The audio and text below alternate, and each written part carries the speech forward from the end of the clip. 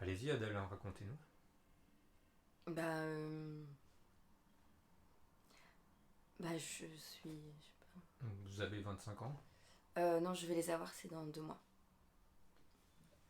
Donc vous avez arrêté vos études très tôt pour entrer dans la vie active, hein, c'est bien ça Adèle. C'était pas du tout pour entrer dans la vie active. Enfin, c'est parce qu'à l'époque, j'avais rencontré quelqu'un. C'est pour être avec lui que j'ai arrêté, mais puis que je suis partie de chez moi. Je préfère être avec un garçon qu'avec mes parents, donc dès que ça s'est présenté, j'ai sauté dessus. Enfin, sur l'occasion. C'est un besoin de liberté. De liberté, je sais pas, c'était surtout pour coucher avec lui. Parce qu'à l'époque, je pensais que la vie, ça devait commencer le jour où on fait l'amour et qu'avant ça, on n'est rien. Donc, dès que ça s'est présenté, je suis partie avec lui pour qu'on soit que tous les deux et pour que ma vie commence. Mais le problème, c'est que ça n'a pas bien commencé. Mais vous vous entendiez pas avec ce garçon, pourquoi est-ce que ça a pas bien commencé? Parce que c'est toujours comme ça avec moi. Enfin, ça commence mal, ça finit encore plus mal. Voilà, je tombe jamais sur le bon numéro. Vous savez, les papiers collants qui attirent les mouches en spirale, bah ça, c'est moi craché. Les histoires moches, il n'y en a pas une qui me passe à côté. Faut croire qu'il y a des gens qui font aspirateur pour soulager un peu les autres. Je tombe jamais sur le bon numéro. Tout ce que j'essaie, ça rate. Tout ce que je touche, ça se transforme en vacherie. Mais vous expliquez ça comment Adèle? Mais je sais pas, enfin la poisse, ça s'explique pas. C'est comme l'oreille musicale, on l'a pas. Et qu'est-ce qui s'est passé avec ce garçon? Avec lequel? Le premier, celui avec qui vous êtes parti, ça n'a pas été jusqu'au bout? Si, ça a été tout au bout. Vous avez été déçu. Ah non, au contraire. Enfin, c'est d'ailleurs ça le problème. Enfin, parce que si ça m'avait pas plu autant, je serais peut-être pas là aujourd'hui. Enfin bon, sauf que la première fois, on était peut-être pas trop à l'aise. Ouais. Ouais, la première fois, c'est jamais très facile, hein. Si en plus vous étiez pas à l'aise parce que vous étiez jeunes tous les deux. Non, c'est parce qu'on était au lavabo d'une station-service et que c'est pas très pratique. Je sais pas si vous avez déjà essayé. Non, non. C'est pas pratique, hein. Enfin, surtout sur les autoroutes. Enfin, c'est moi qui avais eu l'idée de faire du stop. Parce que je croyais que les histoires d'amour, ça se passait toujours au bord de la mer. Mais bon, le stop, c'était pas une bonne idée.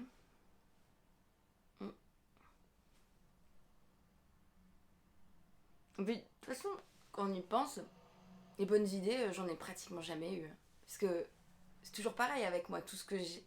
Je réfléchis trop vite. Ou je réfléchis carrément pas. Ça, c'est mon défaut. Heureusement que quelqu'un m'a ramassé parce que je crois que j'aurais été capable de me jeter sous un camion ou sous autre chose. Qui vous a ramassé? Je peux pas vous dire son nom parce que c'est un homme marié, un psychologue. D'ailleurs, il a tout de suite senti que j'avais un coup de cafard carabiné.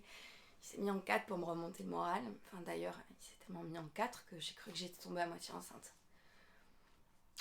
Enfin, coup de bol, c'était juste l'impendicite. Enfin, coup de bol, je sais pas, parce que avec l'anesthésiste, on peut pas dire que j'ai eu énormément de bol.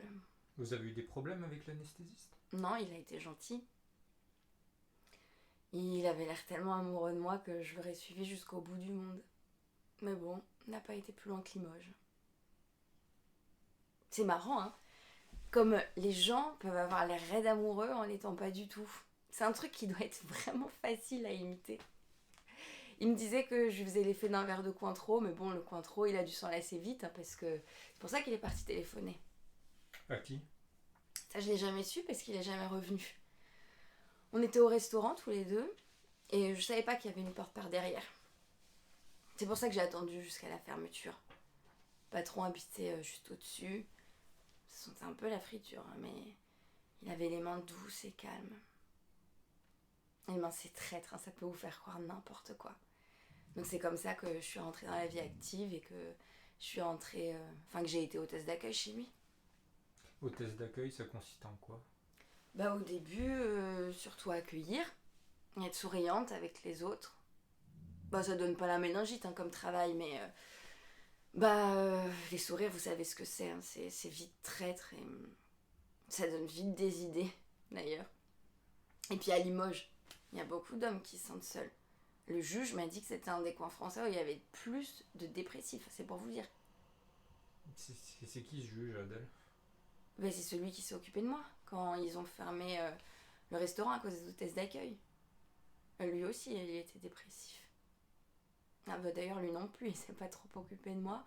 Même pas un quart d'heure dans une chambre d'hôtel, sans oreiller, sans télé, sans rideau. Bon, remarquez, il avait quand même pas mauvais fond, hein, parce que quand il a vu que j'avais les yeux rouges de larmes, il m'a offert un mouchoir, puis il est parti. Bon, peut-être que...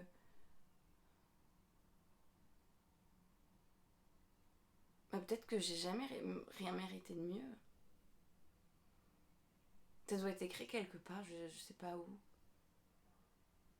Il y en a qui sont faits pour vivre en rigolant, mais moi j'ai... Il n'y a jamais eu une seule journée de ma vie que j'ai eue sans me faire avoir. Tout ce qu'on m'a promis, j'ai toujours cru, mais j'ai jamais réussi à rien. Ni à compter pour quelqu'un, ni à servir à quelque chose, ni être heureuse, ni même vraiment malheureuse, hein, parce que sûrement on doit être malheureux quand on a perdu quelque chose, mais moi j'ai jamais rien eu, mis à part mon manque de bol. Comment vous voyez votre avenir, Adèle?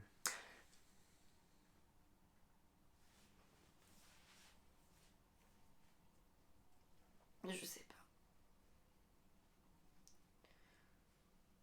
Quand j'étais petite, j'avais qu'une seule envie, c'était de grandir. Je voulais que ça aille plus vite. Mais maintenant, je sais pas à quoi ça a servi tout ça. Puis je sais plus, devenir plus vieille. Ce qu'il y a devant moi, j'ai l'impression d'être dans une salle d'attente, dans une grande gare avec des bancs, des courants d'air. Et derrière les vitres, il y a des tas de gens qui passent à toute allure sans me voir. Ils sont pressés, ils prennent des trains, des taxis. Ils ont quelque part où aller, quelqu'un à retrouver, et puis moi je reste assise là. J'attends. Mais vous attendez quoi, Adèle? Qu'il m'arrive quelque chose.